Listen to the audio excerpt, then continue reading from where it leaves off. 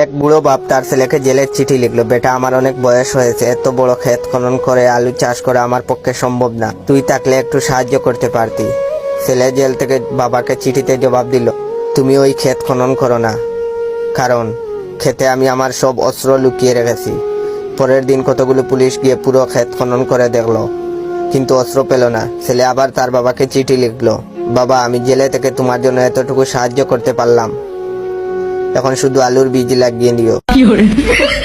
একজন বিরাট ধনী তার বাগান বাড়ির পেছনে পুকুরে কুমির পুষতেন। একদিন তিনি তার বাড়িতে বিশাল এক পার্টি দিলেন। নানা জায়গা থেকে বহু লোক এলো সেই পার্টিতে। প্রচুর মদ্যপান আর খাওয়া দাওয়ার পরে পুরাতন কালের মহারাজার স্টাইলে ধনী লোকটি ঘোষণা করলেন, যে সাহস করে কুমির ভর্তি পুকুরটি সাঁতরে পার হতে পারবে তাকে তিনি 1 কোটি টাকা দেবেন, না হয় তিনি তার কাছে তার সুন্দরী কন্যাকে সমর্পণ করবেন। কথাটি শেষ না হতেই ইজ্জপাত করে একটি শব্দ। দেখা গেল একজন লোক প্রাণপণে সাঁতরাচ্ছে আর তার পিছনে 3টা কুমির তাড়া করছে। সবাই পড়ে থেকে লোকটাকে অজস্র উৎসাহ জাগিয়ে চলল।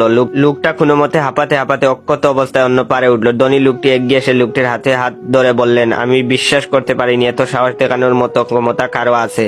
ইয়াংম্যান তুমি কি চাও, আমার কন্যা না 1 কোটি টাকা? লোকটি তখন হাঁপাতে হাঁপাতে বলল, আমি আপনার কন্যাকেও চাই না, আপনার 1 কোটি টাকাও পেতে চাই না, আমি শুধু জানতে চাই কোন শালায় আমারে ধাক্কা মারছে। A+ না পেলে আপনি ব্যর্থ এমনটা ভাবার কোনো কারণ নাই।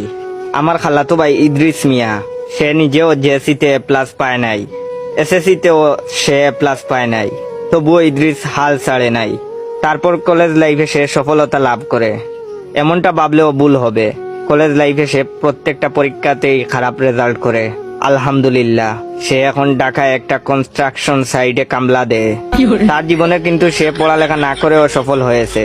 পড়ালেখা করে কোনো লাভ নাই, খালি চিল আর ইগল মারেন। ইদ্রিস আজ একজন গর্বিত কামলা, তার জীবন তো শেষ হয়ে যায়নি, তাহলে আপনার হবে কেন?